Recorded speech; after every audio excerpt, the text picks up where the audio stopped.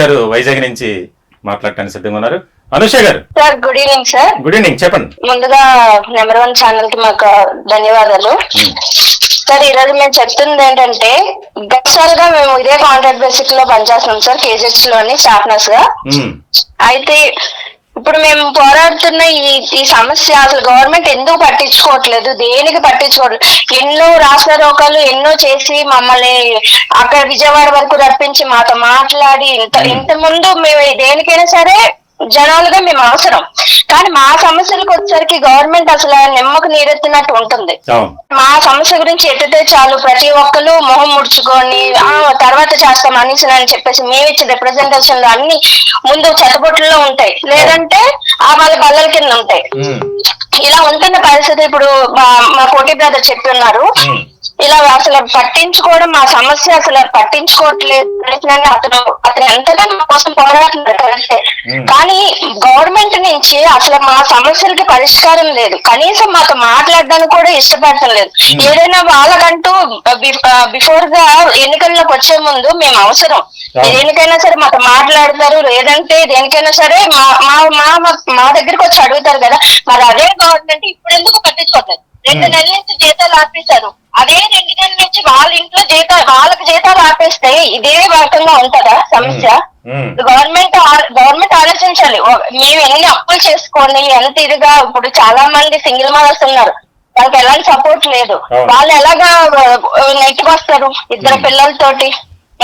అలా ఉన్నప్పుడు కనీసం గవర్నమెంట్ ఆలోచించాలి. ఏదో నిధి పోర్టల్ అని చెప్పేసి అందులో మేము అప్లోడ్ చేసుకోవాలని చెప్పేసి రకరకాల సమస్యలతో ప్రతిసారి మాకు జీతం ఆపేస్తే మేము ఎలాగ మా మీద ఆధారపడి కుటుంబం ఉంటుంది, తర్వాత మా తల్లిదండ్రులు ఉంటారు, ఇంతమంది ఉంటారు కదా, మేము ఎలాగా ఇది చేసుకుని రావాలి?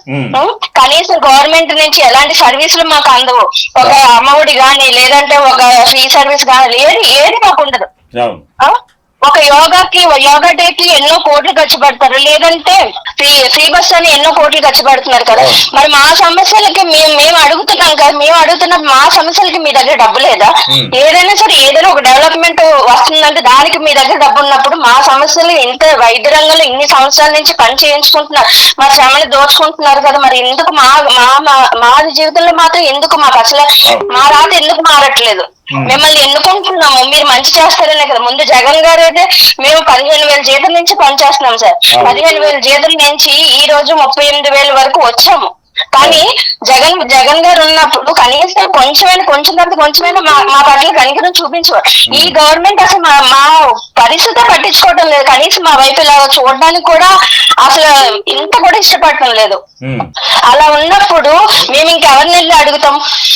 మామూలుగా చెప్పాలంటే రోజువారీ ఖచ్చితంగా ఈ ప్రోగ్రామ్ లైవ్ చూస్తున్నటువంటి కూటమి పెద్దలు కావచ్చు, అధికారులు కావచ్చు, ఖచ్చితంగా ఒక్కొక్కరి ఆవేదన ఏ స్థాయిలో ఉంది అనేది మనకి స్పష్టమవుతుంది.